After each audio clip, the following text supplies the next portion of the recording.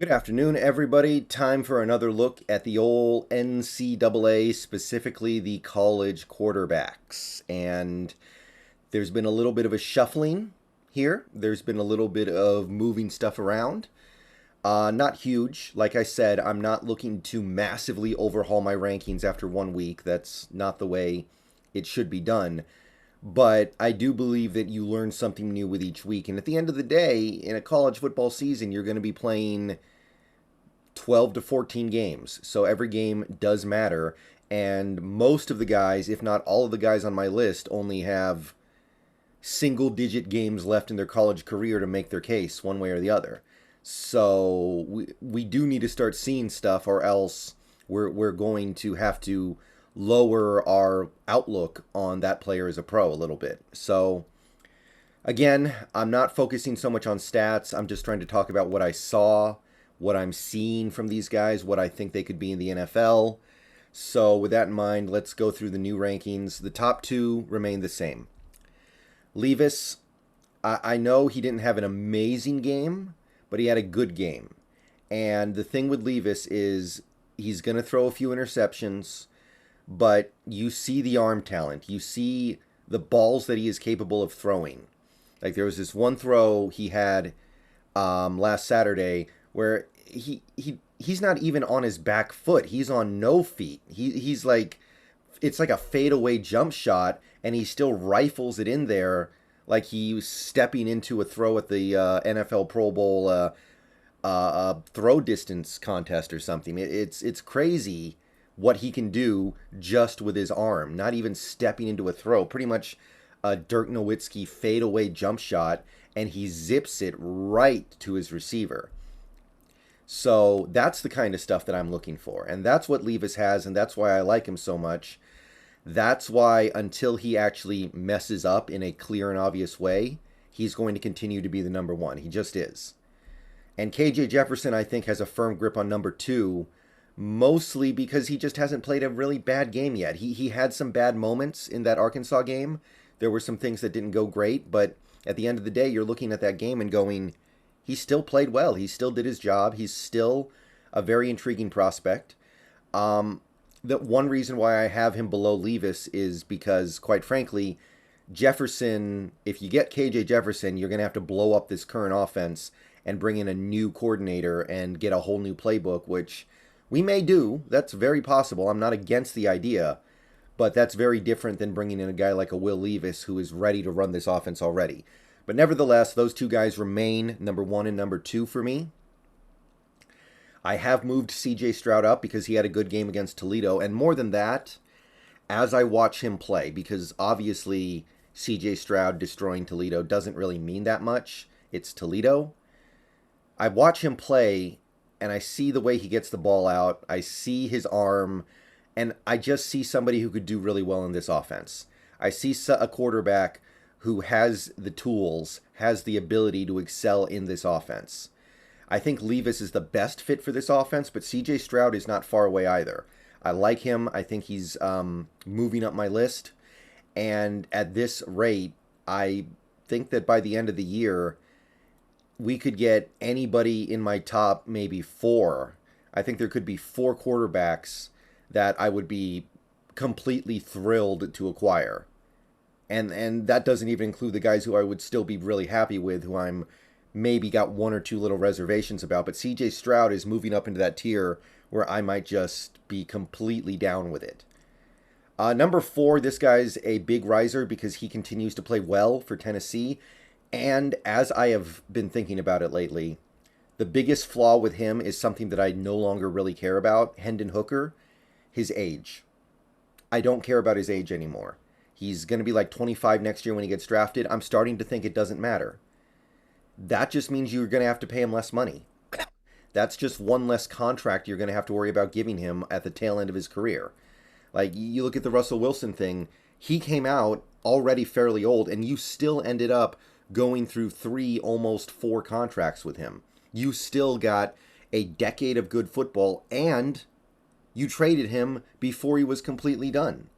So, if you get a good decade out of a quarterback, that you maybe don't even have to spend a first round pick on, by the way. Hendon Hooker might be a second or third round pick. How is that? What's wrong with that? In the modern NFL, that just means one less massive cap restraining contract you have to give that quarterback. So I like everything about Hendon Hooker. He makes great throws. I like the way he reads defenses. I like he just looks like an NFL quarterback to me if you watch the way he plays.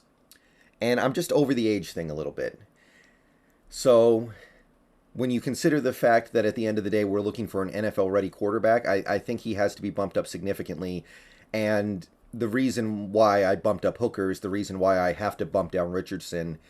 Last week he showed again that while he's an immense talent, I can't get fully behind it anymore when it's so obvious he's not ready. He's barely ready for college football. Less than a year from now, he won't be ready for NFL football.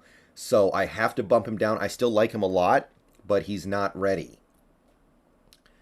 At the end of the day, you look at Richardson and you're going, he might not be ready to be a winning quarterback until year 3. That means you're only getting 1 year of a really good, really cheap quarterback. And then what? You're just going to give him a ton of money based off presumably 1 good year?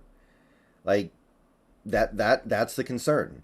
And given what we know about this offense, given what we know about this team, given what we know about where we hope to be in a year or two, we don't need that. We don't need somebody who's going to have to Trey Lance us and just sit on the bench for a while and hopefully by year 3 be good to go. But I still like him a lot. I wouldn't be mad if we ended up with him, but I do want to be careful there. 6, I left Cam Ward there. He played a really good game against, it was I can't even remember the team that they played. It was like Wyoming or something. He played well. It was his first game this year where he put up like big numbers and where he was putting up a lot of points and having a ton of success. I kind of feel the same way about him, though. He's raw. He's got a lot to learn. I don't know if this year is going to be enough for him. He may even stay back in college if he can. But I look at that arm and I just go, there has to be something there. There just has to be. So Cam Ward stays at 6. I bumped Bryce Young down a couple spots. He didn't really do anything that wrong. He did throw a couple interceptions against a really bad team, which isn't ideal. You really want Bryce Young to be keeping the game completely clean if he's going to be playing an opponent that is that overmatched. But I like him. There's just something holding me back from really getting into him. I don't totally know what it is. I'm not completely in love with the arm. I'm not completely in love with the fact that every game he plays, he's got the best talent around him 10 times over. I don't know. I like him, though, but I'm just not in love. I just see him as being another... I could see him being a decent quarterback in the NFL, but I just don't know if I see anything great. Number 8, we've got a new promotion, Penix, Michael Penix. I had to do it. He's playing too well, and he's doing too much good for me to just dismiss him now. Part of me does feel like he's a product of DeBoer's great offense. Part of me does feel like in the NFL, these easy throws are not going to be there. But he is making plays down the field. He has good size. He's a dual threat. He's barely getting sacked. Like he's dealing with pressure phenomenally well. It's time to start taking Penix seriously as an NFL prospect. I will say this. You have to keep in mind a couple things. He is injury prone. And bigger than that, maybe, he might not be coming out in the draft this year. He may stay back for 2023. And if that's the case, then there's nothing to talk about here at all. But I can't ignore it. The guy is running a complex offense. The guy is doing work in an offense that uses a lot of pre-snap motion. It uses a lot of intricate routes. It's a real offense. It's not just make one read and then run. No, it's not the KJ Jefferson offense. It's not the Vince Young offense. He's making difficult throws. He's making reads, and he looks like an NFL player. I'm not completely convinced that he should be like a top 100 pick, but he should be probably drafted at this point. Number 9, I bumped up a guy who's going to be kind of interesting to watch this weekend because he's actually on a major cable network for one of the few times this year. It's Grayson McCall from Coastal Carolina.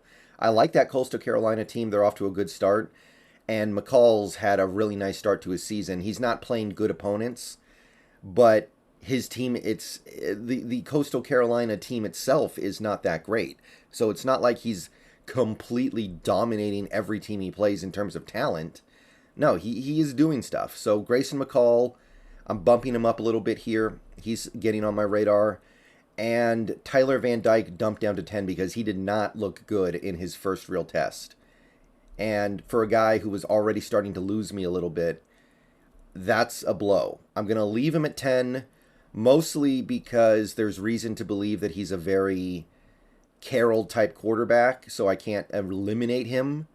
But Van Dyke needs to have a good game against a real opponent at some point, or else I am going to lose interest in him. And for me right now, knowing that Van Dyke is probably going to be a first-round pick regardless because of the pedigree and the size and all these things that he has, I need to see a little bit more. So that means Slovis fell off. Slovis fell off mostly because he didn't play, which is not his fault. I still like him, but when you don't play, you kind of, it's out of sight, out of mind, right? And I also dumped off McKee. He didn't play a great game for Stanford. We'll see him personally this weekend, but I just got to move people off to get people on. All right, let me know what you guys think about these quarterbacks. Let me know what you think about these rankings. Maybe some controversial stuff here, but I'm trying to look at things from a Seahawks perspective. I'm seeing some guys who look like they're going to be ready to ball week 1 next year, and I'm seeing some guys who look like they could be years away. And between those two things, you guys know what the priority needs to be. All right, I will see you guys later today. Go Hawks.